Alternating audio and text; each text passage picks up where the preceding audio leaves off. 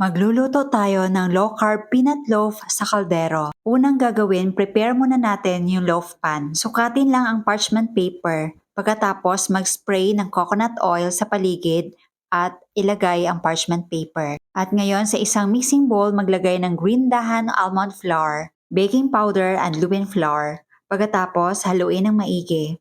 Then, set aside.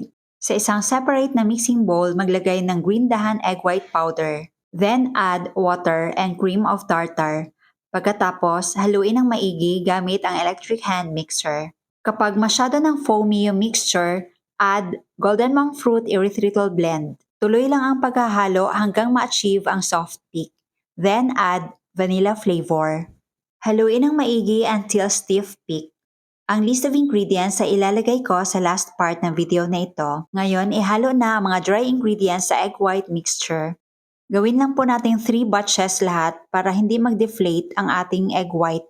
Cut and fold lang po ang paghahalo natin para hindi mag-deflate ang egg white. Then, slowly transfer to our molder. If you love this recipe, please like and share and follow me for more low-carb recipes and health tips. Kung wala po kayong low-carb peanut butter, pwede pong skip na lang ito. Lalong-lalo na sa mga oxalate sensitive, skip na lang talaga yung mga nuts or mga peanut butter or almond butter. Pwede po ito lutuin sa oven, sa air fryer, at sa kaldero. Pero ito ngayon, gagamitin ko po ay kaldero.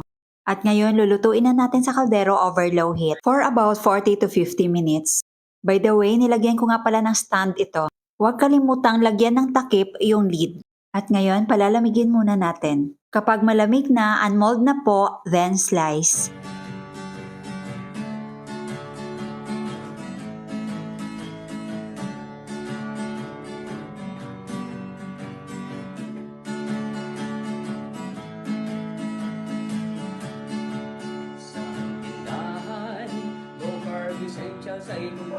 At ito na ang ating low-carb peanut loaf. Try natin maglagay ng green dahan peanut butter spread.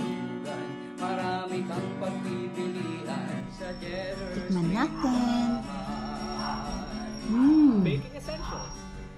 Super sarap.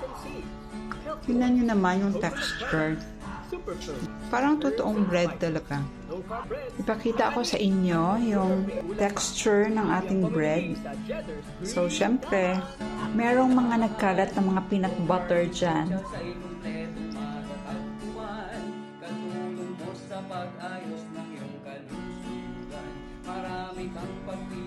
Diba? Napakaganda. At tingnan nyo, napaka-fluffy. At ang gaan, parang regular bread.